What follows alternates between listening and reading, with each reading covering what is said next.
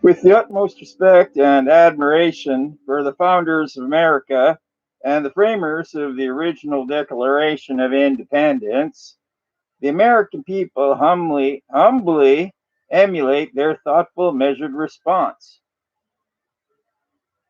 to certain perpetual and ascending tyranny and despotism.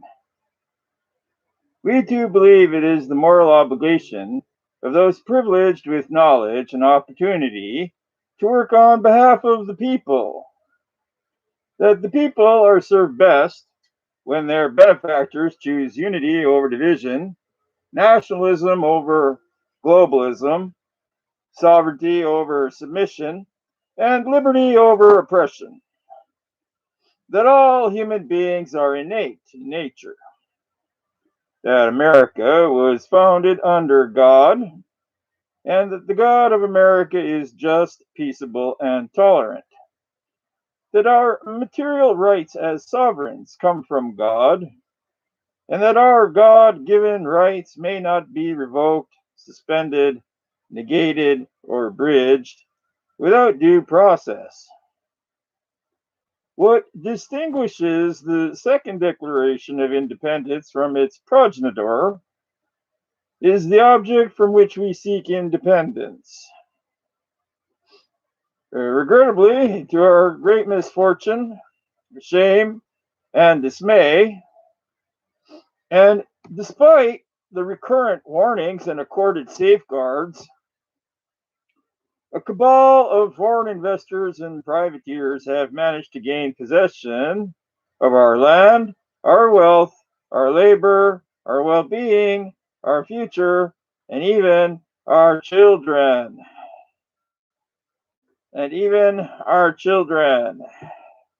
Although history has become muddied with varied interpretations of cardinal events, including surreptitious adoption of a second corporate constitution and the uncertain ratification of several amendments destructive to the people, it matters only that only one or more alien groups lay claim to America and its assets. Rather than speculate on motives and weigh unprofitably the biased accounts, unverifiable information, and plenteous theories and opinions, we engage a perfect solution, wherein we exact independence from all claimants, past and present, proclaimed, identified, or veiled. As such, the usurpers named in this declaration are representative and not specific or exhaustive, regardless of supposed ancestry, precedent, instrument, or process. Although simply enumerations, transgressions, and usurpations would suffice to justify insularity, recounting significant events reveals important facts that are missing from history. Those forgotten facts add insight, perspective, and clarity, illuminating our best way forward. The inevitable Civil War destroyed America's economy, ripped families apart, and cast a questionable shadow on the future of a once promising nation. America was in trouble financially and needed a massive infusion of capital to get back on its feet. A cabal of nation-building venture capitalists from Europe agreed to finance America's recovery, but demanded an active role in government to ensure their investment. In 1871, mired in debt, Congress worked out a partnership. In exchange for boundless financial support, the foreign investors would handle America's administrative needs. Now, although initially it seemed to be an innocuous concession, the consequences of allowing the nation building venture capitalists to conduct America's business beyond the protections of the United States Constitution proved catastrophic. The investors quickly embedded operatives throughout the foreign owned corporate government, and Washington, D.C. began serving the interests of America's financiers over the people. In 1871, America effectively lost its independence, and the nation building venture capitalists became our new masters. By the early 1900s, the foreign investors that bankrolled America controlled the major newspapers and news services, enabling them to shape what is reported and how it is to be framed. They had to cover their tracks before being exposed and repudiated by the people. The nation building venture capitalists worked to soften America's impenetrable elevated system of government. The founders had formed a constitutional republic instead of a democracy, specifically to prevent citizens in the majority from oppressing those in the minority. By doing that, what is best for their district or state, rather than enforce the majority will, representatives serve all citizens equally, eliminating the noise, division, and violence intrinsic to democracies.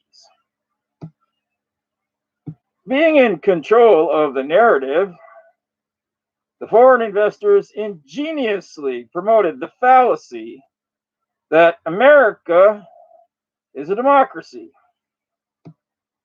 trusting that the deception would lead to unrest and chaos that would make America vulnerable, creating additional opportunities for infiltration and manipulation. In 1913, the foreign investors established the Anti-Defamation League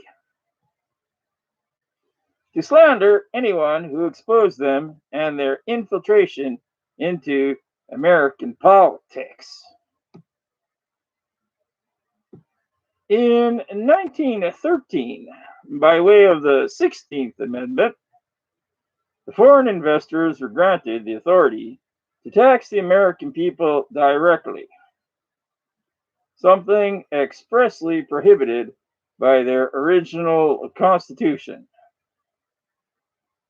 That the people would willingly subject themselves to forced confiscation of their property, their labor, is illogical, putting the legitimacy of ratification in question. In 1913, by way of the 17th Amendment, foreign investors breached an important safeguard that protected our constitutional republic from infiltration by enemy forces. Previously, senators were statesmen appointed by the respective state legislatures as a check on the House of Representatives raiding the public treasury. Henceforth, senators would run as glorified House of Representatives, reducing to promising free public money and services for votes.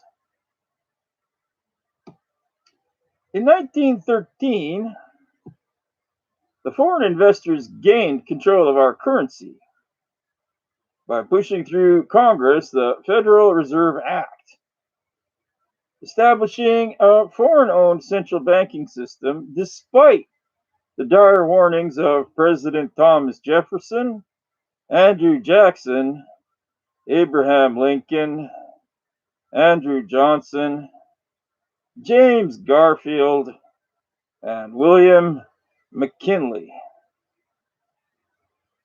The Federal Reserve Act passed with the help of compromised legislators between 1:30 and 4:30 a.m. on December 22nd, when most members were away on Christmas holidays. In 1920, Congress, by way of the Independent Treasury Act, turned over the U.S. Treasury Department and its assets, gold and silver, to the Federal Reserve, the central banking system owned by the foreign investors established in 1913. In 1921, the Council on Foreign Relations was formed under cover of advancing America's interests in the world. The Council of Foreign Relations is sponsored by the City of London and serves to advance the interests of the foreign-owned Federal Reserve by directing the President, Congress, and the narrative through operatives in their news and information networks. In 1925, the owners of the Federal Reserve formed the United States Corporation. Just 5 of 100 shares issued were identified with the balance of the shareholders of the United States Corporation remaining anonymous. Yet, the money trail leads to the City of London, the British Crown, and the Vatican. The tax dollars we send to the Internal Revenue Service go to the International Monetary Fund and the World Bank, which are under their control. The official formation of the United States Corporation set the stage for the transformation of America from a constitutional republic of the people to a corporation owned by foreign interests and their families. Over the next few years, the individual states were registered as corporations as well, making them franchises of United States Corporation. Representatives and senators neither represent nor work for the American people. Rather, they are managers of United States Corporation, and as such, they are obligated first to serve its best interests. The president is not just the president of America, he is a chief executive officer of United States Corporation. The abbreviated term United States was purposely used to represent both American and United States Corporation to blur the distinction between them. Similarly, the original U.S. Constitution was quietly supplanted by an imposter corporate constitution that bears a similar name and appearance again to confuse and deceive the American people. Now, specifically, the Constitution for the United States of America was replaced by the Constitution of the United States, with the latter's corporate statutes becoming the supreme law of America. In 1933, the United States federal government declared bankruptcy, and President Roosevelt, its acting chief executive officer, signed over to United States Corporation America and its assets, including the people and their labor. The bankruptcy of 1933 that was arguably unnecessary ceremonial in nature, contrived and orchestrated without the consent of the people, completed the heist and transfer of America and its assets to the same foreign interests who own United States Corporation. In the bankruptcy of 1933, United States Corporation forced the American people to surrender their gold in trade for debt notes called dollars, fiat currency with no seal value, and that is depreciated continually through inflation to where it's just worth 4 cents today. The bankruptcy of 1933 put the United States Corporation in a state of emergency, allowing it to implement Admiral law made evident by the gold fringe around the American flag. When in a United States courtroom, you are considered at sea and not a citizen of America. In 1936, the United States Corporation began issuing Social Security numbers to turn otherwise sovereign Americans into trustees of corporate factions, making their labor taxable, which would otherwise be unconstitutional. According to the United States Corporation, you are not a live man or woman, but rather a representative of a corporation in your name.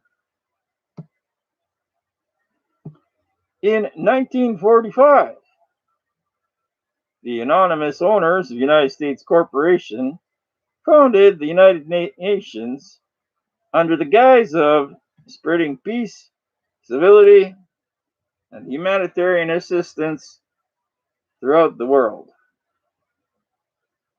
Yet, the true purpose is to condition citizens to recognize an international authority, a first step in establishing their promised new world order, in which the United States Constitution is retired to make room for a universal totalitarian government.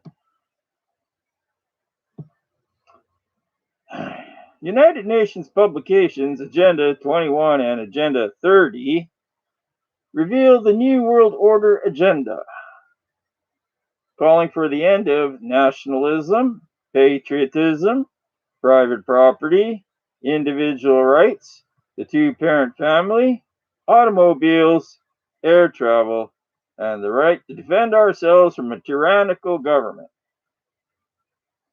In keeping with their goal of sustainable development, they plan to reduce the population by over 90%, ridding America and the world of dissidents and useless eaters.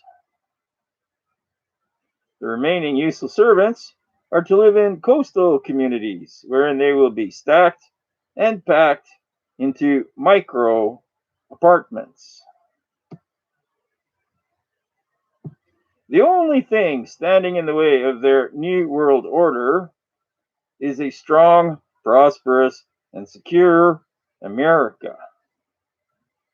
To achieve their goal of world domination, America must lose its sovereignty and leadership position, and that's why the owners of the United States Corporation are quietly working to undermine our culture, systems, beliefs, standards, aspirations, and morals for over 100 years, employing unrestrained methods and tactics.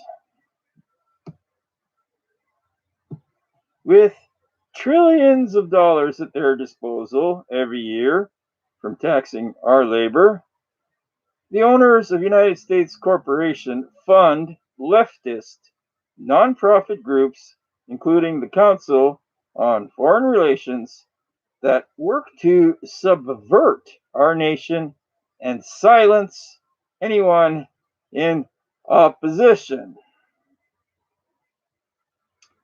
They integrate the officials and administrators who run the largest charities and organizations, including the AMA, the APA, the CDC, the FCC, the SEC, and the FDA, and they embed operatives in the State Department, the Department of Justice, and the intelligence agencies, official and covert, including the NSA, FBI, and CIA.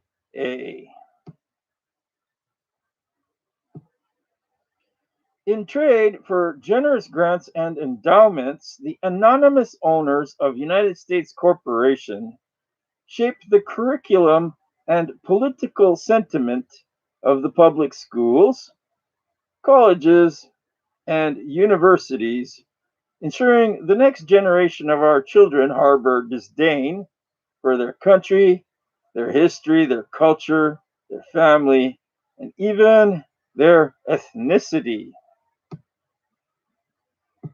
The anonymous owners of United States Corporation keep the people in the dark about the true history of America. The greatest heist and cover up in history by controlling public education, the major publishers, the news services, the airwaves, and the social information networks. The foreign owners of United States Corporation prop up puppets throughout society and government, allowing them to make millions of dollars in trade for perpetrating their agenda of secrecy and subjugation of America. These traders include prominent politicians, news readers, pundits, authors, movie stars, and the heads of the social news and information networks, major sports teams, musical and entertainment industries, and corporate conglomerates responsible for over 90% of the products designed, manufactured, advertised, purchased, financed, and consumed. By way of funding campaigns and fixing elections, the owners of United States Corporation obligate the most influential politicians to further their agenda by breaking America socially and financially. They promote disdain for the country, dependency on government, indulgence, lawlessness, and immorality to spoil and dishearten citizens, predisposing them to trade their sovereignty for the false promises of an international, unelected government sponsored by the world elite. By way of Democratic Party and operatives posing as television hosts, entertainers, journalists, pundits, and policy experts, the owners of United States Corporation brainwash and condition the people to accept invalid arguments and pseudoscience that call for global socialism and a godless society in which technology is our moral compass. The operatives of a foreign owned United States corporation are deeply rooted throughout the news and information networks, academia, government, and society. Now, colloquially referred to as the D State, the shadow government, and the swamp, the operatives form with a hive mind because they are guilty of treason, a crime punishable by death. They are desperate to hide their complicity and thus systematically target, demonize, and even suicide all those who threaten to expose their treachery and malfeasance. The operatives in the United States Corporation favor unbridled immigration because it is the most expedient way to destroy a country from within. Flooding America with illegal immigrants without allowing them time to assimilate ensures arrogance, separation, and anti Americanism, and anger, animosity, and conflict with the people. By design, they also expect a steady dilution of the principles, ethics, and systems that made America successful. Moreover, the majority of illegal immigrants are likely to vote for Democrats who legislate according to the will of the foreign owners of United States Corporation.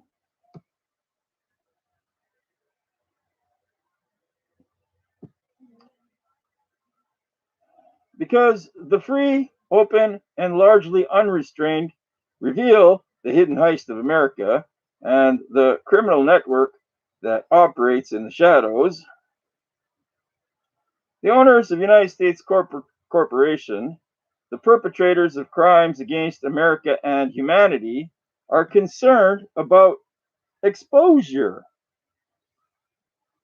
To ensure the people do not wake up, organize, and exact justice, they censor the information we see, ply us with psychoactive drugs, make us complacent with free money from the government, distract us with one meaningless sporting event after another. In conjunction with skewed statistics, deceptive polls, false facts, and the omission of decisive information, the owners of United States Corporation promote anti Americanism and their New World Order agenda. Fake news keeps the people disoriented, armed, and divided over ethnicity, gender, sexual orientation, religion, and economic class. Meanwhile, their debt system enslaves us. Their grip ever tightens through surveillance and fluoridation. Vaccinations and other technologies are deployed to weaken any substantiated opposition. The owners of United States Corporation are working incessantly to disarm the millions of law abiding patriots who will stand in the way of their totalitarian, oppressive New World Order by way of orchestrated mass shootings. The owners of United States Corporation will continue to terrorize the people until we assent to comprehensive background checks. The word comprehensive is nebulous and undefined, allowing for a battery of psychological and medical testing, ever expanding until targeted individuals are deemed emotionally unstable and a danger to society, true to the predictions of every futuristic book and movie. Patriotic Americans will be disarmed by way of political profiling under the guise and screening for mental health. Through their vast indoctrination machine, the foreign owners of United States Corporation have convinced the people that America is a democracy and that democracy is the highest form of government. This is problematic because democracy is by definition mob rule.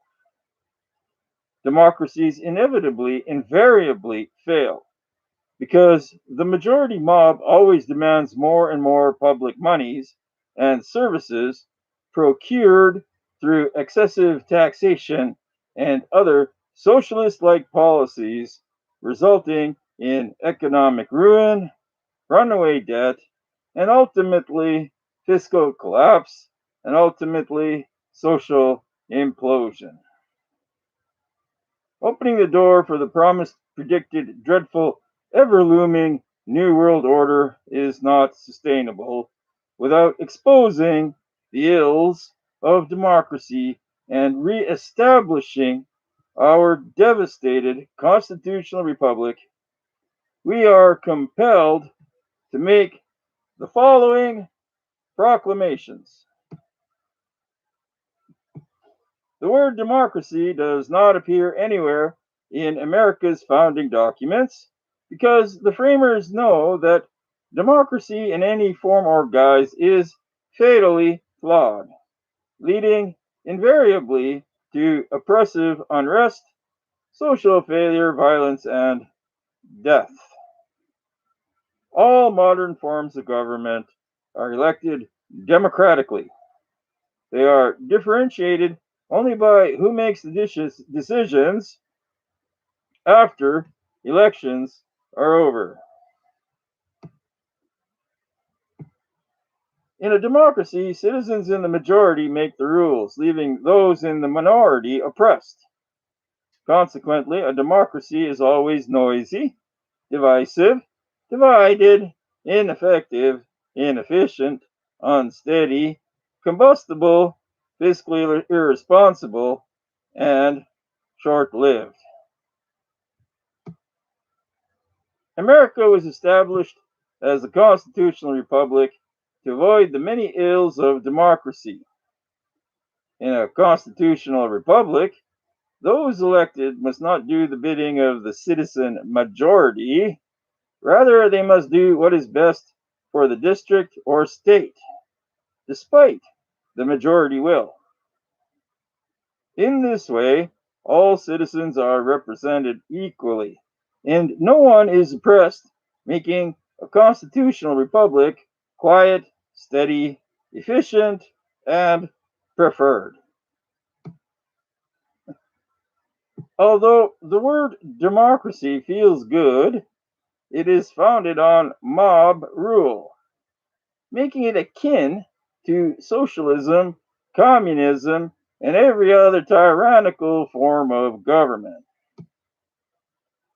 Finally, Article 5, Section 4 of the United States Constitution resolves any doubt the United States shall guarantee to every state in this union a republican form of government. Having exposed the greatest heist and cover-up in history, we are able to summarize America and its assets were very quietly hijacked, and the cover-up has resulted in unthinkable crimes against the people and humanity. Allowing the hostile takeover to stand will lead eventually to complete and irreversible subjugation and the eradication of both justice and all that is good. This second Declaration of Independence distinguishes the United States of America from the subversive United States Corporation. It asserts that United States Corporation was formed illegally and that it is foreign owned and that its shareholders have been quietly at war with America for over 150 years. Treasonous operatives embedded within government and the fake news networks purposely divided the citizenry and facilitate conflict among the nations to hide that United States Corporation is and always has been the only real enemy of America. This second Declaration of Independence also repudiates with conviction United States Corporation's satanically inspired plan for world governance. In addition to being of, by, and for the elite and not the people, their falsely advertised pseudo-utopian, unelected, totalitarian New World Order would supplant America's sovereignty and extinguishes forever any semblance of liberty and prosperity. Because natural inclinations predispose human beings to be short-sighted, malleable, and easily bamboozled, one might presume the American people should bear responsibility for being swindled out of their homeland, inherited from their forefathers, who procured and secured it at grave expense and much sacrifice, and for slowly but steadily trading their largely unappreciated blessings of liberty, opportunity, and prosperity for trinkets in the form of unearned comforts, frivolous indulgences, and gluttonous pleasures. However, the transfer of ownership from the American people was not conducted openly and with candor, but clandestinely through calculated design and nefarious means without body consent and unconstitutionally. It is for the latter reason the American people claim their right to rectification. That the greatest heist in history was effected outside the constraints of the United States Constitution, and that those who were elected to represent America's best interests transgressed their fiduciary responsibility and exceeded their authority warrants this proclamation. That the American people are the rightful owners of their land, their labor, their well-being, their future, and our children, for our benefit and the benefit of our posterity. As with any negotiated peace, after years of atrocities committed by parties at war, we seek neither vengeance nor demand justice for past transgressions. We simply adjure the return of what rightfully belongs to the people and avow firmly, emphatically, publicly, and officially that America shall forever remain a sovereign nation, free, self-directed, and not affiliated or dependent upon any version or variation of the present planned or innovated New World Order. We entreat a bloodless solution wherein you cease all destructive activities, including false flag events, dissolve United States Corporation and all other illicit illegal structures and custodial instruments, return our land and assets, including the gold and silver, redirect tax collected on our labor back to America, and have your deep state and shadow government operatives retire, withdrawing your influence in an orderly fashion so society continues to thrive. In trade for you keeping your wealth, your position, and your heads. In response to questions regarding legitimacy, efficacy, and process, throwing off the shackles of national thraldom is elementary and unambiguous, as evidenced by the separation of the 13 colonies from Britain in 1776 and the Mexican people from Spain in 1825. A formal declaration hailed by authorized representatives procures independence that is immediate, full, consignment, and fungible, and unencumbered by obligation, condition, or imposition.